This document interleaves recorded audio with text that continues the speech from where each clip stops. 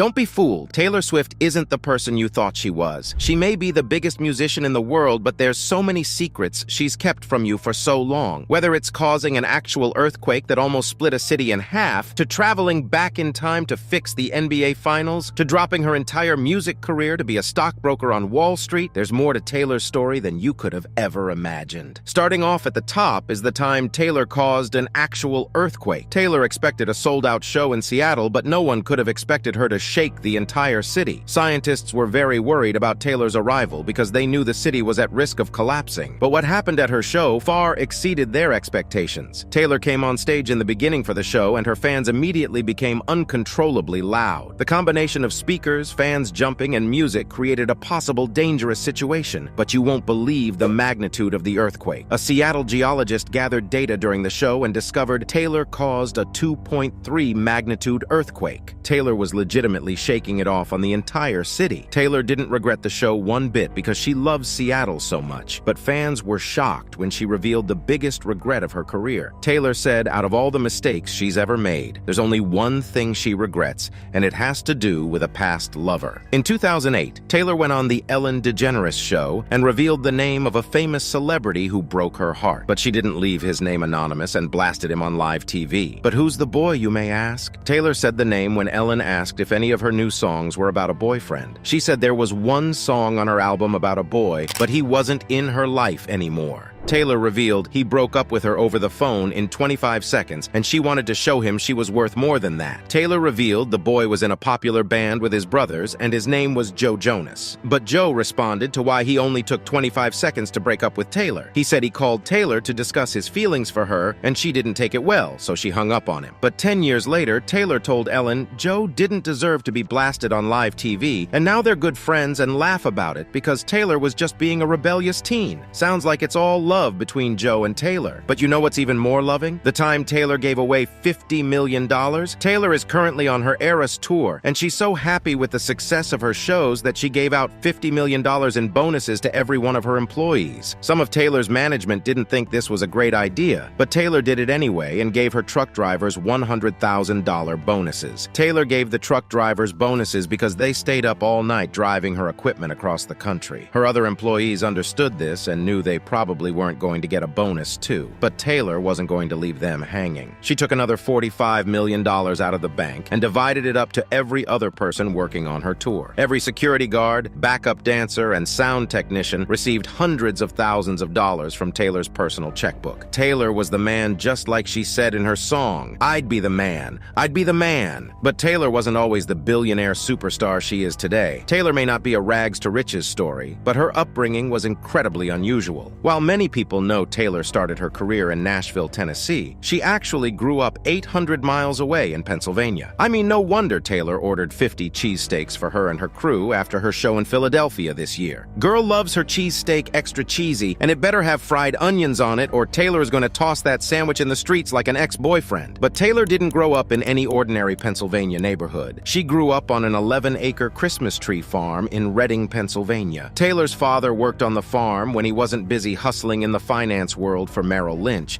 but Taylor said growing up on the farm made her obsessed with Christmas. She loves Christmas so much she starts decorating her mansions as early as September. But that's not even close to the weirdest thing about Taylor. She's so obsessed with aquariums that she put a giant one in a $15 million Tribeca apartment. But you won't believe what she filled it with. Taylor filled the aquarium with vintage baseballs, and next door to the baseballs was Carly Kloss's room. But when Taylor didn't attend Carly's wedding, everyone thought they weren't friends anymore. Taylor even released the song "It's Time to Go" with the lyrics, when the words of a sister come back in whispers that prove she was not, in fact, what seemed. She's not a twin from your dreams, she's a crook who was caught. Fans knew the song was about Carly, but Carly attended Taylor's show in Los Angeles in 2023, so they're back on. But Taylor wasn't always friends with famous and successful people. In fact, her early days in Nashville were anything but a success. She said everyone in the city wanted a record deal, and she had to find a way to stand out. When Taylor was 11 years old, she drove into Nashville and submitted a Dolly Parton cover to record label offices, but got rejected by every single one of them. But Taylor's big chance came in 2005 when a Nashville cafe had a showcase. Taylor signed up, and when she got on stage, she shocked everyone in the room. Taylor played a few songs, and a man named Scott Borchetta saw her from the audience and signed her. But the catch was Scott didn't have a label or any previous clients. He was starting his own label called Big Machine, and Taylor became the group's first signing. She released her debut album a year later, and it peaked at number 5 on the US Billboard 200 list. But before Taylor made it big in music, her goal was to be on a different stage. Taylor said before she went the country route, she wanted to be on Broadway. Taylor drove from Pennsylvania to audition in New York every week, dreaming of being cast in productions like Annie or Wicked. She said she was always going into the city for vocal and acting lessons. But after a few years auditioning in New York and not getting any roles, Taylor decided to take her talents elsewhere. That's when she started songwriting and playing guitar more. But Taylor said her love of theater never went away, and she got to live her dreams after being cast in the film adaptation of Cats. But going feline wasn't the right move for Taylor, as the film lost $20 million in the box office and was poorly received by fans. Now we all know Taylor's a natural performer, but I bet you didn't know being a rock star wasn't her first choice career. Taylor gets to travel the world and perform in front of thousands of people every night. But back in the day, her dream job was something a little more realistic. Taylor walked into first grade, and her teacher asked her what she wanted to be when she grew up. While most kids said an astronaut or a rock star, Taylor picked a more realistic job. She told her teacher she wanted to be a financial advisor just like her dad. Ever since Taylor was a kid, she admired her dad's passion for stockbroking and his successful career in finance. Taylor had no idea what a stockbroker was, but she knew her dad was passionate about being one. Taylor will probably never change careers to work on Wall Street. Imagine seeing Taylor taking the subway briefcase in hand. Now that's someone's wildest dreams. But Taylor's a prime candidate to hire her own personal financial planner, as she's about to rake in $1 billion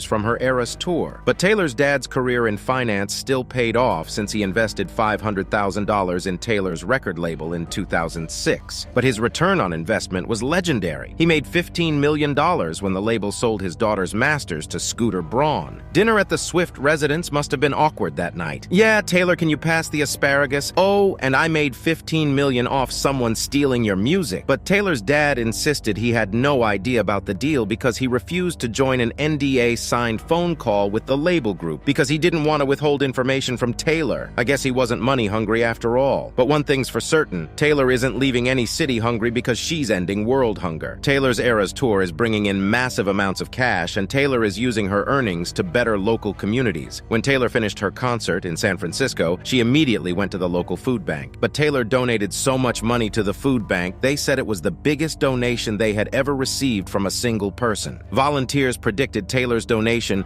would feed 500,000 people a month for an entire year. But Taylor's charity didn't end there. When Taylor performed in Seattle, she donated 100,000 pounds of fresh produce to an organization called Food Lifeline, and followed it up by donating 75,000 nutritious meals to a food bank in Denver. Taylor makes sure everybody eats. But even though Taylor is ending world hunger, there's still a lot of countries that ignore her. Guess they didn't get any free food. Taylor's song Shake It Off was banned in Australia because the radio played it too much, and it became so successful. They wanted other artists to make the top 100 list, so they stopped playing Taylor's music on their stations. But an entire presidential administration banned Taylor's music too. A former Trump aide blasted Taylor's music over the White House speakers, and what happened next put a veto on Taylor's music forever. Another employee bursted into the room the music was playing from and told the aide to shut it off. They said Taylor supported Joe Biden, and her music wasn't allowed in the White House while Donald Trump was in office. But Taylor's music also got banned from China. Her song I Did Something Bad from her Reputation album was banned in China because it was inappropriate. Even Taylor's 1989 album was highly censored in China because of the Tiananmen Square protests that took place in 1989. But Taylor just named her album That because it was the year she was born. But if Taylor wants to make sure her music is never censored again, she might just have to run for president herself. And a lot of people think she could win. American political commentators said Taylor is better qualified to be president than a lot of people running, but it got even more insane. The Federal Reserve studied Taylor's positive effect on the U.S. economy during her Eras tour, and what they found will blow your mind. The Philadelphia Federal Reserve said Taylor was responsible for a massive increase in U.S. tourism. They also said her fans paid top dollar for hotels, restaurants, restaurants and other services that will add up to over $5 billion. But what happened when Taylor went to Colorado was even crazier. The Common Sense Institute estimated Taylor made an economic impact of $200 million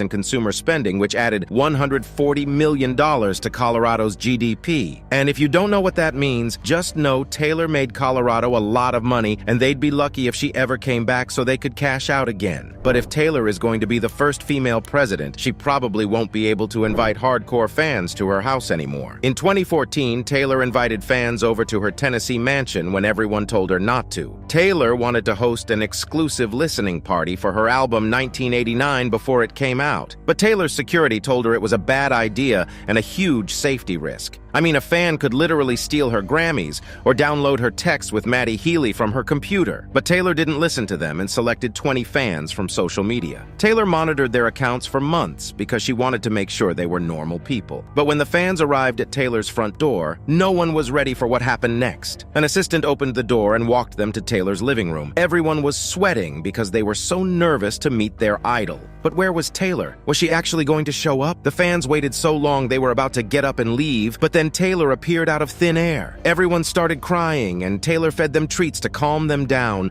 while they all listened to the album. She even fed them her favorite food. And that's the next fact I bet you didn't know about Taylor. Taylor eats pretty healthy, so she can feel fit to perform every night. Every morning she has a fried egg over a buckwheat crepe with ham and Parmesan cheese. For lunch, she's munching on a salad, yogurt, or a sandwich. But on the weekends, Taylor treats herself to her favorite meal of all time. Taylor goes to In-N-Out or Shake Shack and orders a cheeseburger, fries, and chocolate milkshake. And if she's feeling wild, she'll have her favorite drink at night, a vodka Diet Coke. But when she's back home in Tennessee, you know Taylor's indulging in her favorite comfort foods: sweet potato casserole, brisket pot roast, and molasses cookies. But if you're ever at this restaurant, you might run into Taylor Swift. Taylor said her favorite restaurant of all time is Cracker Barrel, and she chows down on their famous breakfast of pancakes, hash browns, and bacon. But on the tour bus, when Taylor has to whip up something quick, she relies on spaghetti with butter. Maybe she'll date an Italian next. But when Taylor's not slurping on angel hair, she's predicting the future. I mean, what can't she do? Taylor won Billboard's Woman of the Year in 2014, and her speech forecasted who would win the award in the future. She told the audience the future Woman of the Year is probably someone sitting in a piano lesson or girls' choir at that very moment. And Taylor was right, because at that exact moment, someone actually was sitting at their piano, taking lessons and singing in a choir. And that same person was presented with the 2019 Woman of the Year award. But who was the woman? It was actually Billie Eilish, and she thanked Taylor for inspiring her every day. But this next event Taylor predicted was even crazier. In a 2008 Ryan Seacrest interview, Taylor predicted one of her biggest songs. During the interview, she said, "When you make mistakes, you need to shake it off." 6 years later, Taylor dropped the song Shake It Off, which was the #1 song in the US for 4 weeks straight and received a diamond certification. Maybe Taylor isn't just a singer, but a time traveler from the future. But none of those examples compare to the time Taylor controlled the NBA playoffs. Taylor's Eras Tour began at the same time as the NBA playoffs, and every city Taylor performed at was affected by it. Taylor played 3 shows in Atlanta, right after the Atlanta Hawks lost their series to the Boston Celtics. But Taylor's powers didn't stop there. She played 3 shows in Philadelphia during the Sixers series against the Celtics, and you guessed it, the Sixers lost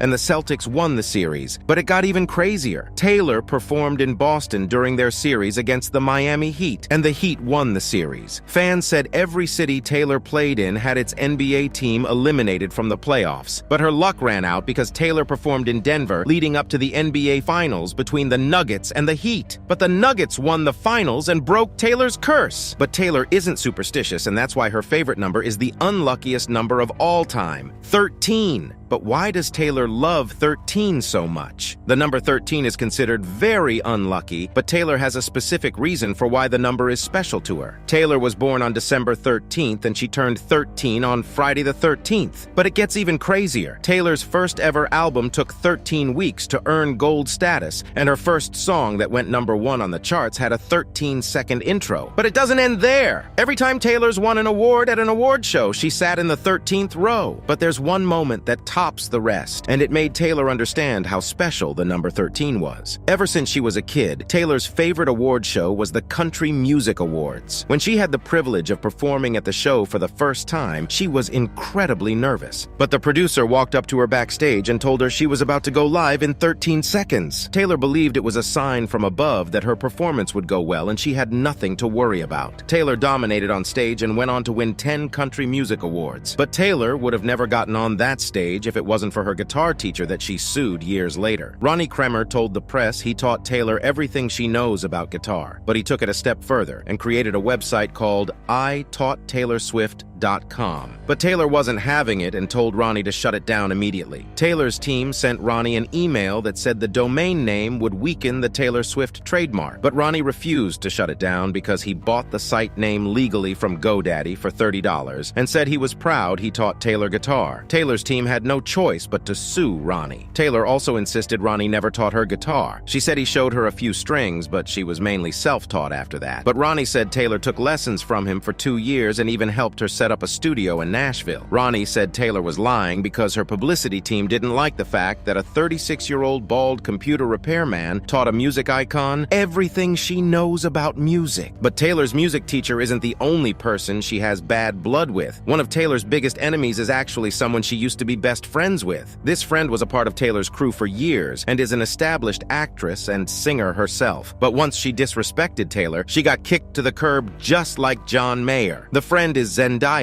and after she appeared in Taylor's Bad Blood music video, Taylor considered her a friend for life. Zendaya praised Taylor for being so smart and an amazing influence. But Zendaya made a big mistake. It happened when Taylor was beefing with Kanye West and Kim Kardashian over the famous music video in 2018. Taylor said Kanye released the video without her permission, but Kanye and Kim insisted Taylor said it was okay. Fans were pissed Zendaya didn't use her platform to support Taylor. But Zendaya made them even more mad when she liked tweets that supported Kim and Kanye and roasted Taylor. Zendaya liked a tweet that cropped her out of a photo with Taylor and had the caption, "She was too pure to be in Taylor's squad." But she wasn't done stirring the pot and liked a tweet that was even more insane. Zendaya liked a tweet that said, "I'm glad Zendaya was never really down with that whole Taylor squad." Taylor and Zendaya haven't spoken since. There is one person, however, that dissed Taylor but still has her stamp of approval. Taylor loves her ex-boyfriend to this day and they have the same name. Taylor and her ex-boyfriend Taylor Lautner started dating in 2009 after starring in Valentine's Day. But a few months later, they broke up and Taylor confirmed it in her song Back to December. Taylor sang she wished she knew what she had with him because he gave her so much love,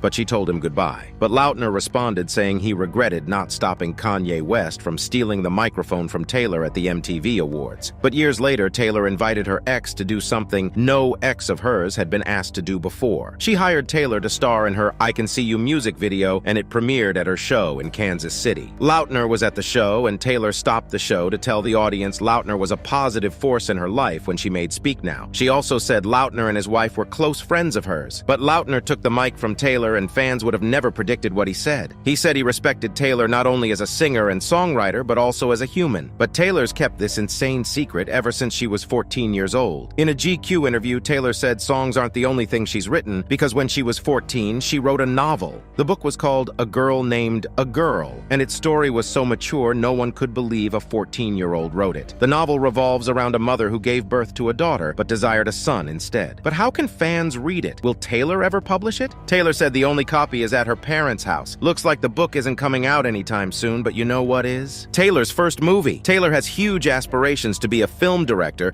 and she's already directed music videos for her songs Anti-Hero, All Too Well and Bejeweled, to name a few. But Taylor wants to make movies that go on the big screen, and it turns out her dreams will come true very soon because Taylor wrote a script and is signed on to direct it for Searchlight Pictures. No one knows for sure what the film's plot is, but with a talented director like Taylor behind the camera, it's sure to make its mark. But Taylor said it was important she wrote her first movie because she wanted to be fully involved in the message she was sending. But messages Taylor isn't sending anymore are DMs to her crushes on social media. Taylor hates social media so much she deleted it off all her devices. Taylor has 336 million followers across all her social media platforms, and it's created a lot of problems for her. She said her priorities are messed up because she lives in a society where social media controls her life. But what she said next was even crazier. Taylor said social media allows people to express their art and connect with their fans. But there's a huge downside to it, and you won't believe what it is. She said social media feels like there's 3 trillion invisible hoops she has to jump through, but she's never going to jump through all of them all correctly. But Taylor's fans have noticed she's inactive on social media and want her back. One fan wished Taylor posted more selfies selfies like she did when 1989 was coming out. But Taylor risks her safety whenever she posts selfies because people find out where she is in the photos and follow her around. But one thing Taylor hates even more is streaming platforms like Spotify. In 2014, Taylor took all her music off Spotify and refused to release her album 1989 on it. Taylor argued Spotify didn't pay artists enough royalties, but things got even crazier. Spotify paid artists 0.4 cents per stream, which was split between labels and rights organizations before it even reached the artists. But when Spotify heard Taylor hated them, they panicked and hoped she changed her mind because she was one of their biggest moneymakers. Taylor was the third most streamed artist on Spotify, and they lost millions when she exited.